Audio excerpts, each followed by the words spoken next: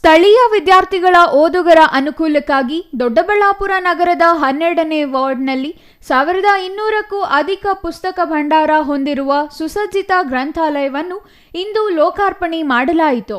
ಈ ಕಾರ್ಯಕ್ರಮವನ್ನು ಸ್ಥಳೀಯ ಶಾಸಕ ಧೀರಜ್ ಮುನಿರಾಜು, ನಗರಸಭಾ ಅಧ್ಯಕ್ಷ ಸುಮಿತ್ರಾ ಆನಂದ್, ಸ್ಥಳೀಯ ನಗರಸಭಾ ಸದಸ್ಯ ಶಿವರಾಜ್ ಹಾಗೂ ಎಲ್ಲ ನಗರಸಭೆ ಸದಸ್ಯರು ಗಣ್ಯರ ಜೊತೆಗೂಡಿ ನೂತನ ಗ್ರಂಥಾಲಯವನ್ನು ಉದ್ಘಾಟಿಸಿದರು.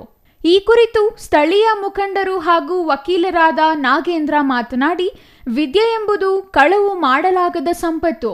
ಹಾಗಾಗಿ ಕಲಿಕೆಗೆ ಅವಶ್ಯಕವಾಗಿರುವ ಜ್ಞಾನ ಸಂಪತ್ತನ್ನು ಹೊಂದಿರುವ ಉತ್ತಮ ಸೌಲಭ್ಯಗಳನ್ನು ಹೊಂದಿರುವ ಗ್ರಂಥಾಲಯವನ್ನು ವೀರಭದ್ರನ ಪಾಳ್ಯದಲ್ಲಿ ಉದ್ಘಾಟಿಸಲಾಗಿದೆ. ಸ್ಥಳೀಯ ಯುವಕರು, ವಿದ್ಯಾರ್ಥಿಗಳು, ಓದುಗರು ಈ ಗ್ರಂಥಾಲಯವನ್ನು ಸದ್ಬಳಕೆ ಮಾಡಿಕೊಳ್ಳಬೇಕೆಂದು ಮನವಿ ಮಾಡಿದರು. ವೀರಭದ್ರನ ಪಾಳ್ಯದ 12ನೇ ವಾರ್ಡ್ನಲ್ಲಿ ಗ್ರಂಥಾಲಯ ಉದ್ಘಾಟನೆ ಆಗಿದೆ. ನಮ್ಮ ಏರಿಯಾದಲ್ಲಿ ಸುಮಾರು ಜನಕ್ಕೆ ಗ್ರಂಥಾಲಯ ಒಂದು ಇರಲಿಲ್ಲ. ಇವತ್ತಿನ ದಿವಸ ಉದ್ಘಾಟನೆ ಆಗಿದ್ದು ತುಂಬ ಖುಷಿ ತಂದಿದೆ. ಈ ವಿಚಾರವಾಗಿ ಈಗ ಆಲ್ರೆಡಿ ಗ್ರಂಥಾಲಯದಲ್ಲಿ 1200 ಬುಕ್ಸ್ಗಳೆಲ್ಲ ಇದ್ದಾವೆ. ಏರಿಯಾದ ಯುವ ವಿದ್ಯಾರ್ಥಿಗಳು ಹಾಗೂ ದೊಡ್ಡವರು ಎಲ್ಲರೂ ಸಹ ಇದರ ಸದುಪಯೋಗನ ಪಡ್ಕೋತಾರೆ. ಇದರಿಂದ ಉತ್ತಮ ಜ್ಞಾನಾರ್ಜನೆಯನ್ನು ಸಹ ತಗೊಳ್ಳೋಕ್ಕೆಲ್ಲ ರೆಡಿ ಇದ್ದಾರೆ. ಇದು ಕಾರಣಾಂತರಗಳಿಂದ ಇದು ನೆನೆಗುದಿಗೆ ಬಿದ್ದಿತ್ತು. ಒಂದು 3 ವರ್ಷದಿಂದ ಇದನ್ನು ರಾಜಕೀಯವಾಗಿ ಪ್ರೇರೇಪಣೆ ಮಾಡಿದ್ರು. ಆದರೆ ನಮ್ಮ ವಿಜ್ಜಿ ಮತ್ತು ನಮ್ಮ ಹುಡುಗರೆಲ್ಲ ಸಹಕಾರದಿಂದ ಇವತ್ತಿನ ದಿವಸ ಉದ್ಘಾಟನೆ ಆಯಿತು. ನಮಗೂ ಬಹಳ ಖುಷಿ ಇದೆ. ಅದ್ರ ಪ್ರಕಾರವಾಗಿ ಎಲ್ಲರೂ ವೀರಭದ್ರನ ಪಾಳ್ಯದ ಗ್ರಾಮಸ್ಥರಾಗ್ಬೋದು, ಪಕ್ಕದೇರರಾಗ್ಬೋದು, ಯಾರಾದರೂ ಸಹ ವಿದ್ಯೆ ಯಾರಪ್ಪನ ಸೊತ್ತಲ್ಲ.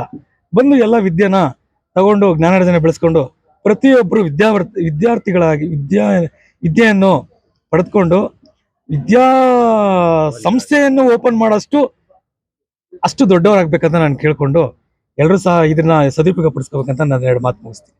ರಾಜಕೀಯ ಕಾರಣಗಳಿಂದ ಈಗಾಗಲೇ ಉದ್ಘಾಟನೆ ಆಗಬೇಕಿದ್ದ ಗ್ರಂಥಾಲಯವು ನೆನೆಗುದಿಗೆ ಬಿದ್ದಿತ್ತು. ಸ್ಥಳೀಯ ಯುವಕರ ಪರಿಶ್ರಮದಿಂದಾಗಿ ಇಂದು ಗ್ರಂಥಾಲಯ ಗಣ್ಯರ ಮುಂದೆನೇ ಲೋಕಾರ್ಪಣೆಗೊಂಡಿದೆ.